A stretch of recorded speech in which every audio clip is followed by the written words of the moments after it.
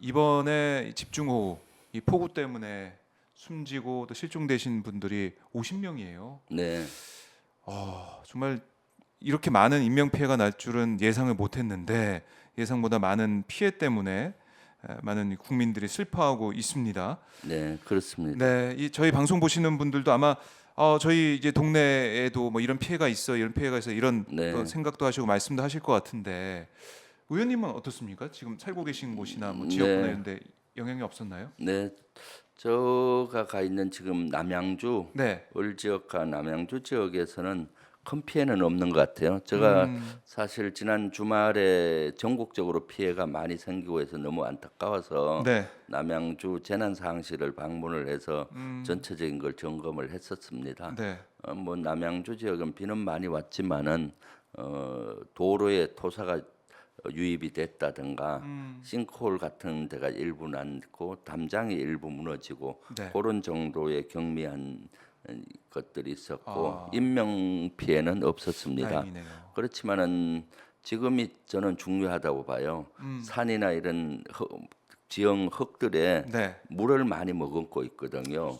그래서 물을 머금기 때문에 비가 더 오게 되면은 산사태라든가 도로 유실이라든가 이런 것이 많이 일어날 수 있기 때문에 네. 그런 분야에 대해서 각별히 좀 관심을 가질 필요가 있습니다. 특히 시골길 같은 데는 녹록길 같은 데는 네. 밑에 파여서 도로 갑자기 주저앉을 수가 있어요. 아, 가다가 그래서는 이 지금 시점에 후속 조치들이 중요하다. 그리고 또 대단히 주의를 해야 되겠다. 또 염려되는 것이 이번 주말에 또 호우가 예상되고 있잖아요. 네. 예보가 되어 그래서 있습니다. 참 많이 걱정스럽습니다. 예, 네. 예. 자, 정말 비 피해 없도록 대비를 잘 하셔야겠고요. 네, 각 지자체들도 이번에는 이번 주말 피해 단단히 이제 대비를 해가지고 피해가 없게 네. 지자체 뭐 정부도 마찬가지고 준비를 해야 될 것 같습니다. 제가 군에 있을 네. 때도 늘 이 분야는 강조하고 했던 게 있습니다. 네. 지나칠 정도로 과도하게 대응해야 된다. 네. 특히 지금은 기상 변화, 기후 이상 기온으로 인해서 순간 집중호우가 되는 경우가 많아요. 네. 그런 경우는 그렇죠. 우리가 상상력을 더 발휘해야 됩니다. 그동안 안전했기 때문에 안전하다 이거는 아니에요. 제가 99년도에 대대장 할 당시에 네. 이와 비슷한 일이 있었는데 그 지역에 집중호우가 내렸어요.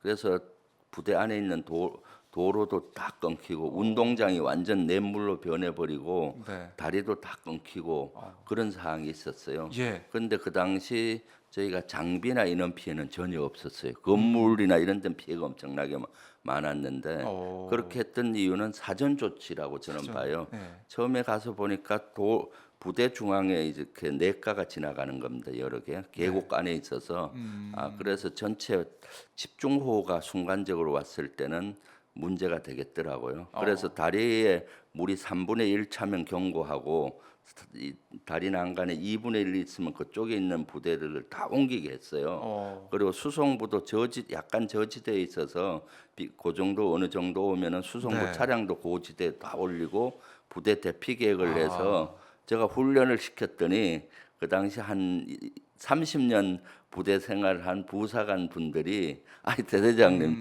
지금까지 여기 다리 넘어 본 적이 없습니다. 물이 왜 이런 부대 이동을 이렇게 하고 합니까? 예. 그렇게 불평을 많이 했어요. 그래도 아니다. 지금은 집중호우가 내리면은 이런 것들은 되기 때문에 과도하리만큼 해야 된다 해서 계속 훈련을 많이 시켰죠. 네. 그래서 한 달 후에 그런 상황이 벌어진 거예요. 그래서 사전에 낮에 다 옮겨놨거든요. 근데 밤에 집중호우가 내리면서 다리도 다 떠내려가고 뭐 했는데 예. 피해는 건물 피해나 다리 피해는 있어도 실제 장비나 인원 피해가 없어서 사실은 부대원들도 그거 대대장 말이 맞습니다 하고 그 이후에는 그렇게 시행을 했었죠. 그래서 네. 지금 철저히 준비해야 됩니다. 그래서 이번에 군산시가 한 500mm 이상 왔는데도 조치를 잘한 걸로 언론을 봤어요. 네. 사전에 메인홀이라든가 배수로 다 정비를 하고 또 여러 가지 매뉴얼에 의해서 이렇게 함으로써 할 수 있거든요. 행정을 그래서 잘 펼쳤죠. 행정 절차, 네. 지자체라든가 경찰, 소방서, 음. 뭐 여러 국토부 이런 데에서 통합적인 이런 컨트롤 타워를 만들어서 하는 것이 중요하다고 보여집니다. 네. 자, 김병주 의원님 이제 군 생활 때 보여줬던 사전 대비 네, 중요성 다시 한번 저희가 강조할 수밖에 없고 특히 이번 BPL을 보면은 충북 청주지 오송 지하차도 네. 이 참사 이거 너무나 가슴이 아프고요. 네. 너무 안타깝고 어떻게 보면 좀 화가 나는 부분도 있고 충분히 막을 수 있었던 참사였는데 네. 막지 못했습니다. 그렇죠. 저는 이게 인재라고 보여져요. 사실은 너무 안타깝지 않습니까? 이미 홍수에 대한 미호강의 홍수에 대한 경고가 여러 번 있었어요. 네. 홍수 주의보, 홍속 경보, 뭐 심각 단계 이렇게 알려줬었고 지금은 또 보니까 112 전화까지 그 두 번이나 갔다고 하잖아요. 예. 그 침수될 염려가 있으니까. 그러니까요. 그런데 이러한 상황에서도 차량을 통제 안 한 그 문제가 되는 거 아니에요. 그리고 또 물이 제방을 넘어온 것은 또 네. 사전에 자연 제방을 공사 때문에 그것을 허물었다는 거 아니에요. 네. 허물고 완벽히 하지 않으니까 그렇게 넘어왔어요. 제방이. 흙이라든가 강물이 넘어와서 이러한 일이 있었다고 하니까 이것은 종합적인 문제가 있다고 보여지는 것이죠. 네. 왜 이런 일이 있을까 봤을 때 지금 더 가가는 서로 떠넘기기 하고 있잖아요. 네, 네, 사실 네. 책임이 제방에 관계된 책임은 행복청에서 관리하고 도로는 충청북도에서 관리해요. 그리고 재난 문자는 청주시에서 소관이에요. 그러니까 지금 서로 자기 책임이 아니라고 하는데 결국은 이것은 컨트롤 타워가 제대로 작동이 안 되고 있고 또 공무원이라든가 관계관들이 심각성을 모르는 거죠. 이 상상력을 발휘해서 어느 정도 한번 가도할 만큼 했었어야 네. 되는데 그런 거죠. 이러한 배경에는 전체 정부의 컨트롤 타워인 대통령의 부재도 한몫 저는 했다고 봅니다. 결국 대통령 네, 해외 순방 중이었는데 네, 빨리 국내로 복귀하지 않은 부분도 영향을 준다 이런 말씀이세요? 당연하죠. 왜냐하면은 대통령께서 제 재난 상황에서는 리더가 최고 지휘관이나 리더가 위치하는 게 대단히 중요합니다. 아하. 대통령이 여기 계시면서 강조하고 하면은 공무원들도 긴장해서 하고 하잖아요.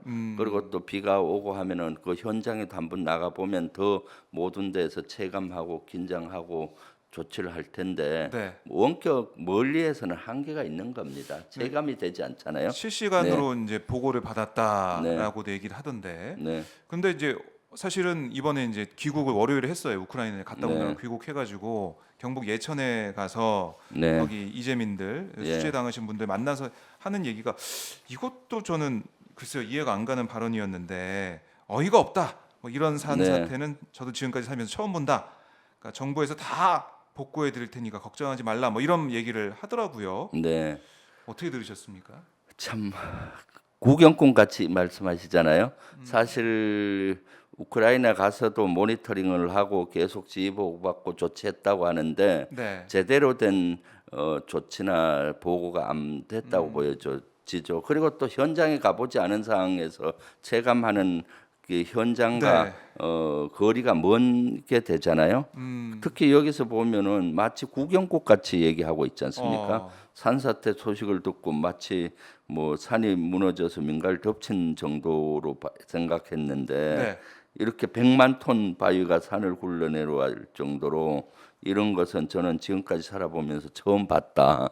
구경꾼이 하는 이거 처음 보는 건네 이렇게 네. 작년에 신림동에서 지하에 사시던 세 모녀분들이 참사가 일어났을 네네. 때도 마치 구경꾼처럼 얘기를 하셨거든요.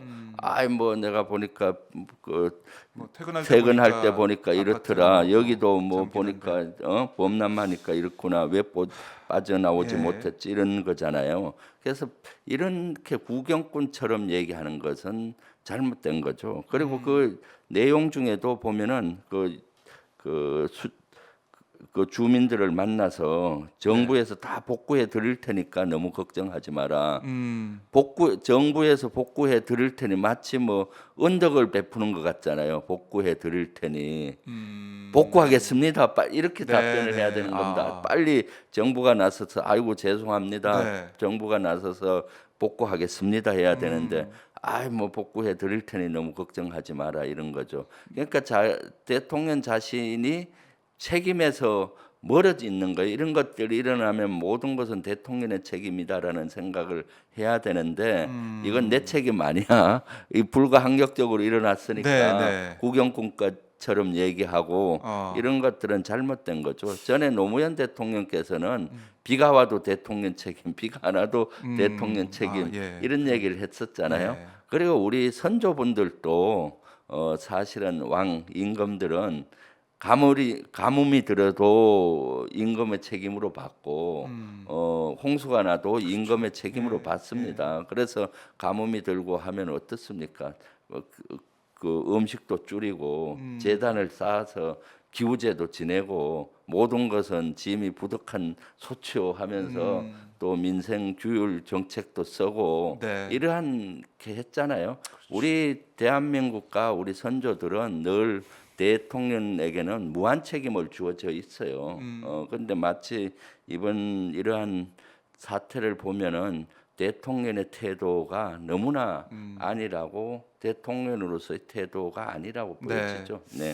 구경꾼의 입장에서 행동하는 것처럼 말하는 것처럼 보였다 이렇게 지적을 하셨는데 사실 지금 우크라이나에서 이제 귀국하기 전에도 네. 여론이 좋지가 않았습니다. 그렇죠. 집중호우가 내리는데도 우크라이나 꼭 지금 갔어야 됐냐, 뭐 다른 네. 정상들, 다른 나라 정상들과 비교하면서 이런 얘기가 있었어요. 그랬더니 네. 대통령에서 어떤 얘기를 했냐면 이건 이제 보도된 내용인데 네. 당장은 한국 대통령이 서울로 뛰어간다고 해도 집중호우 상황을 크게 바꿀 수 없는 입장이었다. 뭐 이렇게 얘기를 하던데 네. 어떻게 들으셨습니까? 그것이 너무 아니란 것이죠. 네. 대통령이 대한민국 그 서울로 뛰어간다고 상황을 바꿀 수가 없다. 물론 집중호우가 오는 집중호우 상태는 바꿀 수 없겠죠. 하늘을 못 움직이니까. 네. 그렇지만 피해를 최소로 할 수는 있는 겁니다. 적극 와서 대처하고 네. 대통령이 나와서 진두지휘하면서 하면은 피해를 최소로 할 수 있는 것이거든요. 네네. 이와 같이 재난에 대해서 보는 시각 자체가 너무나 안일하다. 아니라다. 또 리더로서의 자세가 아니다. 그리고 대통령실에서 얘기했는데 대통령 참모들도 이와 같이 얘기하는 인식은 잘못된 겁니다. 네. 최우선적으로 지휘관이나 리더나 대통령은 가장 어렵고 힘든 장소에 위치하는 겁니다. 왜 그렇게 했어요? 사실은 거기에 대해서 위로도 하고 하겠지만은 그러한 상황에서 국민들은 두려워합니다. 그렇기 때문에 자기와 대통령이 그 지역에 있다든가 그 지역에서 또는 다른 지역이더라도 대한민국에서 지시하고 이렇게 한다면 안심을 하는 거거든요. 지휘관과 또 대통령이 그런 데 없으면은 네. 그러한 것들을 조치가 되지도 않는 거죠. 어. 그래서 이러한 것들은 너무나 안일한 자세다라는 겁니다. 위기 시에는 모든 걸 제쳐놓고 가장 우선적으로 해야 되는 거죠. 대통령의 책무의 첫 번째는 국가와 국민의 안전을 지켜내는 겁니다. 네. 다른 나라의 안전을 지키는 게 아니에요. 그렇죠. 그 우리나라의 대한민국의 안전과 국민의 안전을 지키는 겁니다. 그거보다 우선되는 것은 없어요. 네. 어, 그러니까 이게 우리 이제 국민들, 시청자분들이 당연히 이제 알고 있는 상식적인 부분인데 네, 다른 나라 정상들도 보면은 네, 이 국내에서 어떤 자연재해 뭐 이런 것 때문에 빨리 귀국하는 일도 있었고 일정을 그렇죠. 취소하는 일도 있었어요. 그러니까 그런 네. 사례들이 있는데도 그러니까 국내 이 피해가 발생했다. 폭우 때문에 사람들이 숨졌다.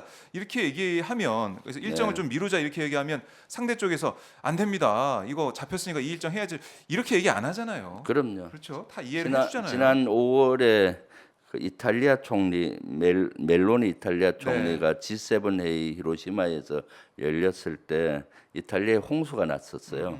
그때 이제 조기 귀국을 했거든요. 아. 조기 귀국을 하면서 아마 그런 설명을 했던 것 같아요. 그러니까 윤석열 대통령께서도 멜로니 이탈리아 총리한테 가서 악수하면서 위로하는 그런 사진들이 언론에 그래요. 보도가 됐잖아요. 네. 남은 나라에서는 그런 거 위로하면 그때 뭐 배웠어야 될 거 아니에요. 불과 두세 달 전의 일인데 네.